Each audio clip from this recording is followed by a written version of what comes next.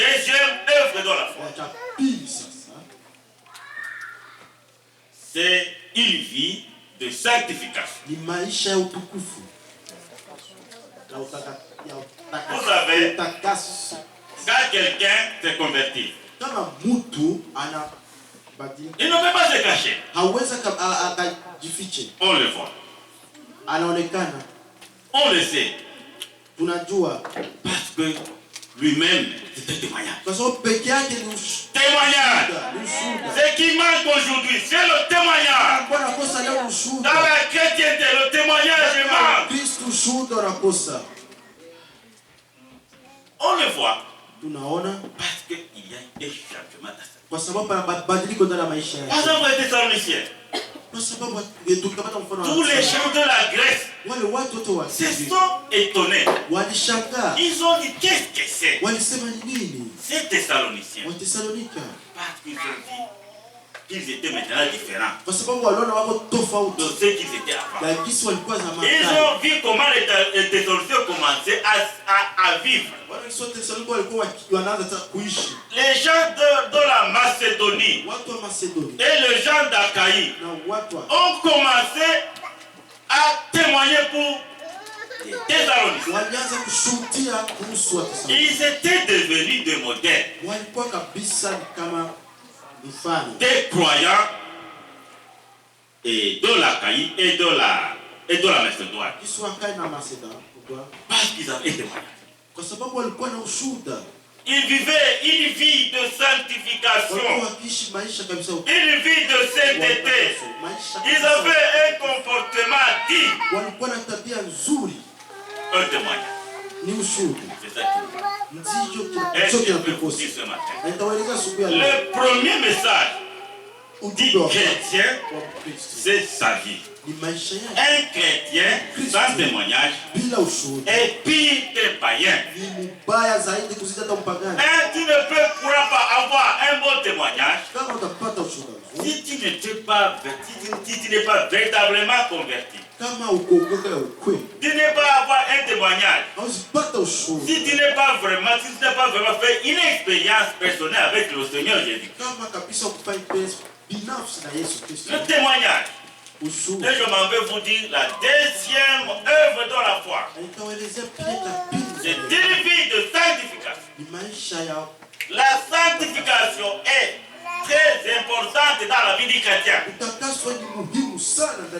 Nous devons tous chercher la sanctification. Parce que l'apôtre Dieu nous dit, dans Hébreux 12, 14, sans la sanctification, personne ne verra Dieu. Une vie de sainteté. Parce que l'apôtre Dieu nous dit, comme celui qui vous a appelé est saint, vous aussi soyez saints dans toute votre conduite. Mais aujourd'hui, les termes sanctification, les termes sainteté sont des termes démodés. Les gens ne veulent plus attendre de parler de la sainteté à cause de leur convoitise. Quand tu te mets à prêcher sur la sanctification, il y a des endroits où les gens vont commencer à sortir.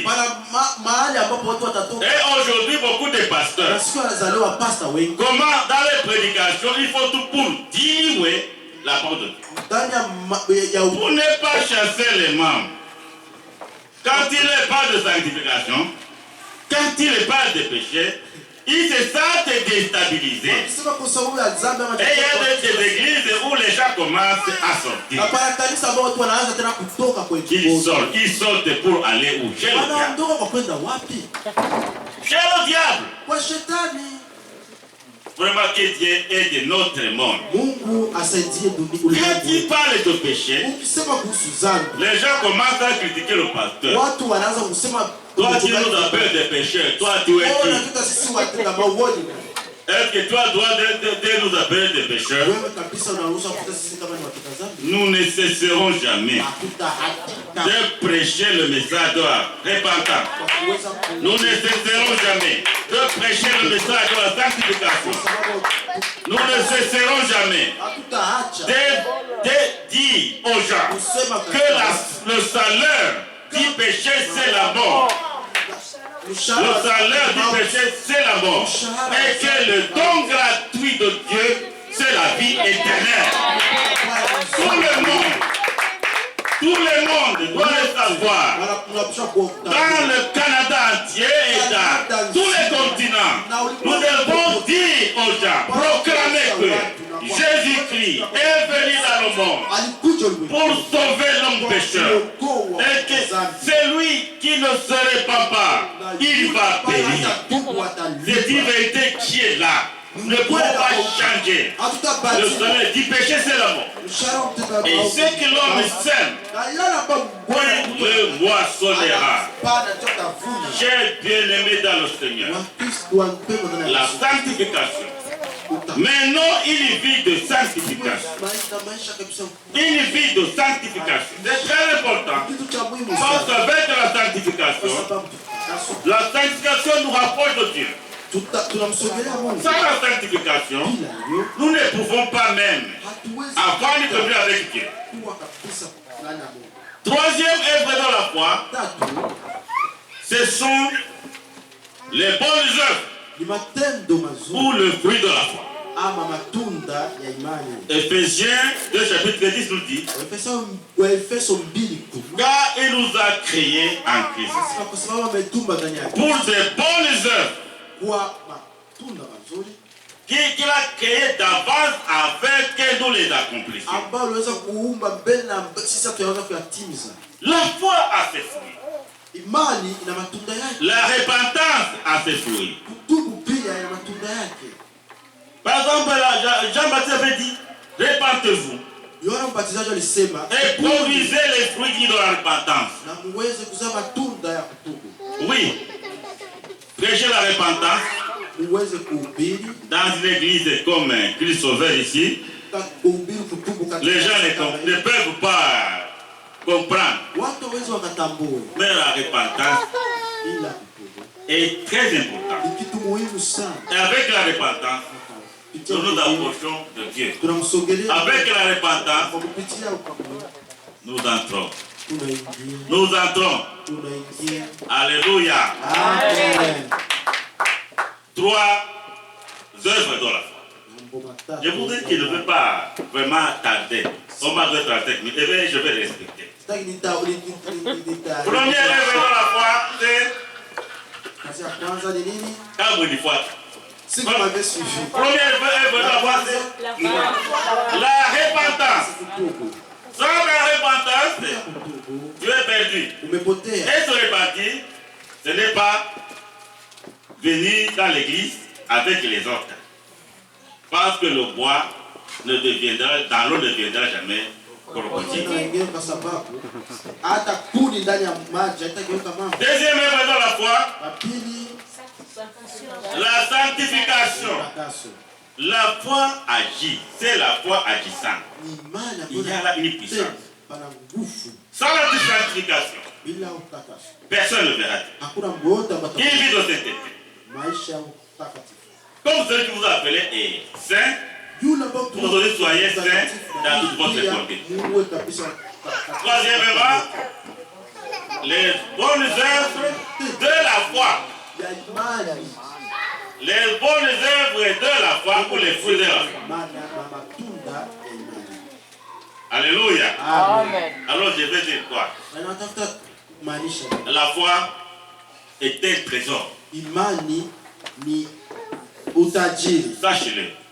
La foi est un trésor. C'est la cible principale de l'ennemi.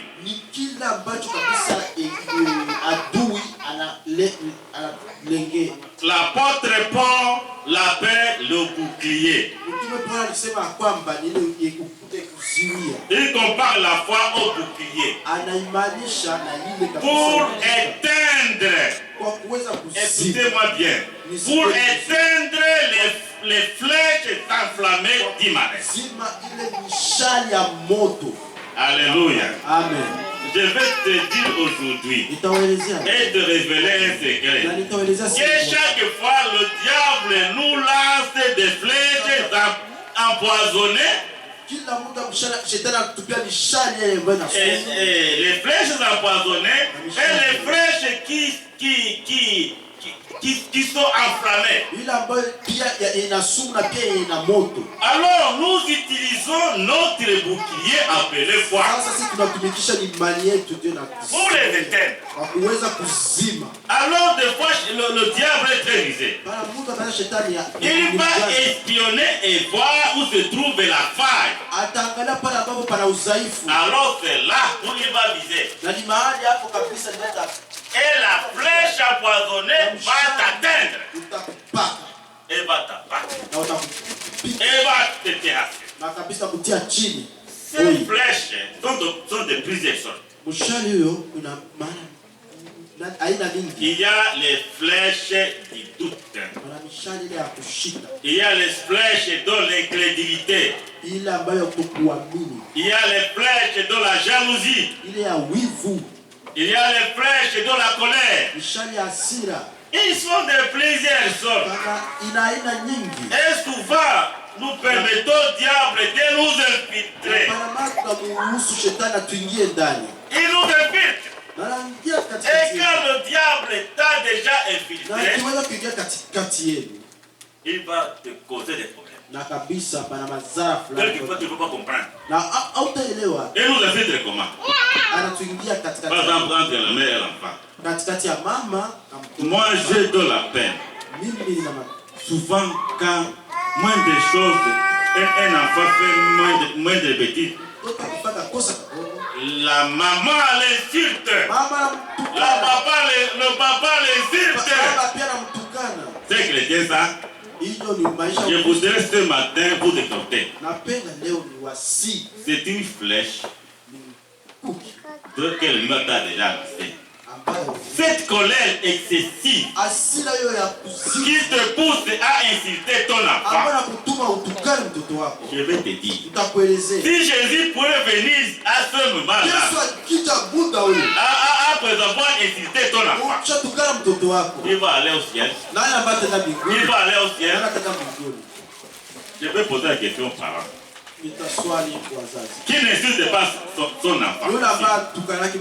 Je vois même les gens qui insultent les bébés. Insulter un bébé de 2 mois, de 3 mois. Et même il est frappe. Quelle méchanceté. Quelle méchanceté, mes frères, mes soeurs. Et les mamans, pourquoi est-ce que vous frappez les bébés là? Vous les frappez pourquoi? Et vous ne les frappez pas seulement. Vos coups sont accompagnés d'insultes. Vous savez ce que c'est une insulte?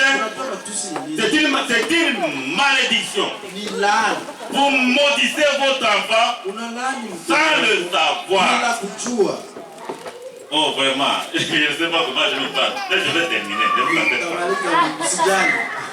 Je vais terminer avec des petits exemples. Un pasteur était en train de prêcher. Il avait bien prêché. Et à la fin, il a dit, l'apôtre de Dieu nous dit, si quelqu'un te gifle aussi la joue, donne-lui aussi la joue gauche. Alors, un gaillard s'est levé dans l'église. Il s'est approché du pasteur et puis lui a administré un coup bien appliqué. Alors le pasteur a déposé la Bible. Et il a poursuivi le gars. Heureusement que les membres étaient vigilants. En même temps, ils doivent appeler le pasteur pour éviter les scandales. Vous avez compris, non? Vous avez compris? Un autre chrétien. Il était vraiment chrétien. Ce n'était pas n'importe qui. Alors le diable a envoyé un petit voyou. Le voyou là a commencé à l'embêter et à l'exciter. Et il l'a amené à bout de patience. Et puis, le chrétien s'est fâché. Vous avez la colère. Prions Dieu de nous aider. Alors, le chrétien l'a dit maintenant. Trop, c'est trop. Je vais maintenant déposer Jésus à côté. Et je vais te montrer de quel bois je me sors. Là, déposer Jésus. Vous imaginez la suite. Prions Dieu pour nous aider à maîtriser nos relations négatives, nos émotions négatives. La colère, il y a beaucoup de choses là qui peuvent nous empêcher vraiment de continuer notre voyage vers le ciel. Vraiment que Dieu nous aide. Que Dieu nous aide. Je parlais des flèches enflammées, des flèches empoisonnées. Quand le pasteur qui dépose la Bible, c'est-à-dire qu'il était déjà atteint. Le chrétien qui va déposer Jésus, il était déjà atteint. Et souvent nous déposons Jésus. Combien de fois tu as déposé Jésus? Nous déposons Jésus quand? Quand nous posons des actes anormaux qui ne concordent pas avec la volonté de Dieu. Quand nous n'arrivons pas à maîtriser nos émotions négatives. Chaque fois que tu es jaloux contre ton prochain, la jalousie et Jésus peuvent marcher ensemble? Pas du tout. Donc il ne veut pas continuer. Amen.